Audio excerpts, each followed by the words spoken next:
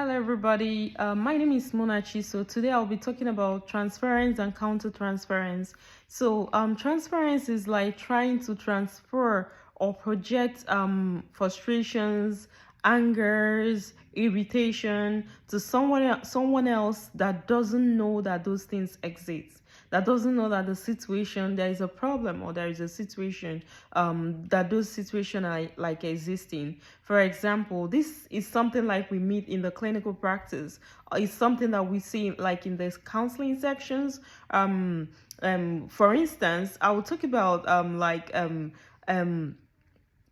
a patient I will talk about something that we normally see every day. So I have this patient that has been admitted in my facility before. She had this experience with the provider, the nurses, the phlebotomies, like the group of the health personnel that cared for her during her previous hospital admission. So she had this experience with them. I don't know what the experience was, but so after that experience, so she has already made up her mind that this is the way people like this, the staff in this hospital, this is the way they behave and all that and all that. So you find out that whatever experience she had before with the hospital personnel were not resolved. So when I got this patient admitted during my shift, so the patient tried to compare anything I do. Yeah, this is how this hospital, this is how the staff members. She was trying to transfer her frustrations, her anger to me, and all that and all that and all that. So she was really very irritated from the way I do things, the way I'm doing my things. She started comparing me with the other nurses that cared for her. She started like comparing and contrasting. These are the way you do things. You people don't have these supplies. Like she was really irritated. So you find out that I realized that she was frustrated. She's transferring her frustrations. She was transferring her anger to me, which I don't even know what happened. Even I don't even know if I've been employed by this facility at the point she had experience or she had an encounter with them. So what she was doing is what is called like a transference, trying to project to me what I don't know, and which I am like a different individual. I haven't met her before. That was my first time of meeting her.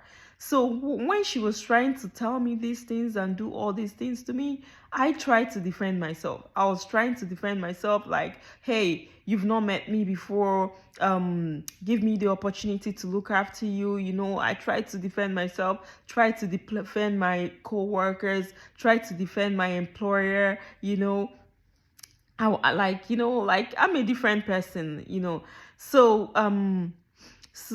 what I'm trying to do is like a counter transference. I'm trying to counter the frustrations, her anger, her emotions to me. I'm trying to defend myself. I'm trying to counteract that. So what I'm doing is like counter transference. If she throws to me, I counter it. That's what transference and counter transference is all about.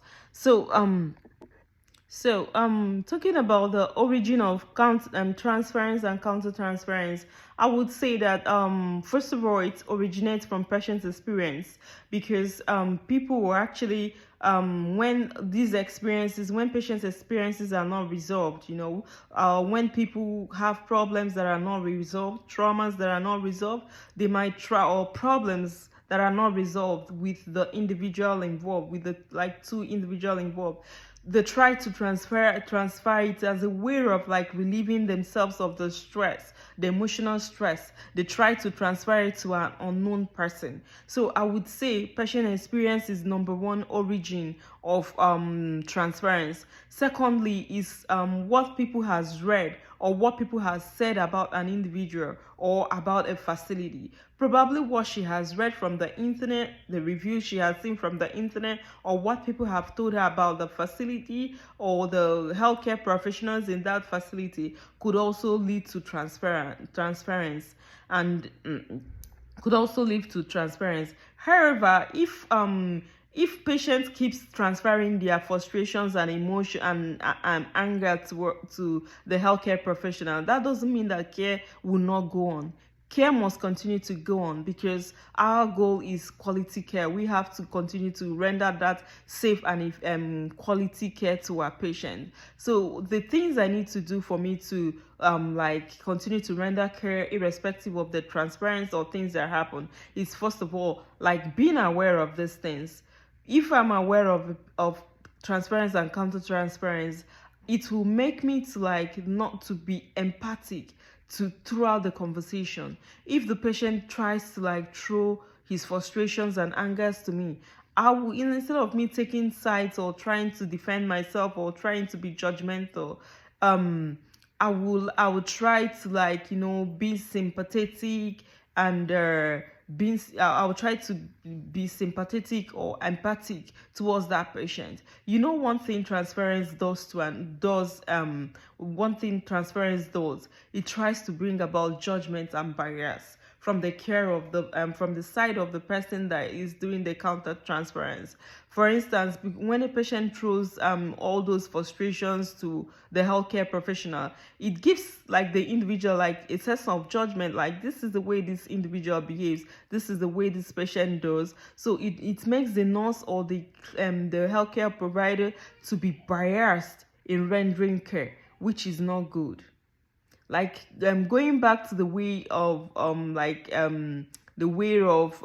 trying to stay positive irrespective of transparency. I'm talking about self-awareness. Secondly is trying to like learn skills and qualities that could help us in therapeutic communication, because when patients are throwing frustration, good communication skills or good therapeutic skills can help the individual to talk through that situation. So in order to continue to provide care to my patients, I'll make sure that I'm non-judgmental to the conversations or to their frustrations, feelings, and anger. I'll try to be non-judgmental about it. I'll be open-minded to them as they try to throw all that those frustrations. Being non-judgmental will help me to walk through these feelings and emotions with them, to help them to resolve whatever problems, whatever feelings they have, whatever past experience they have.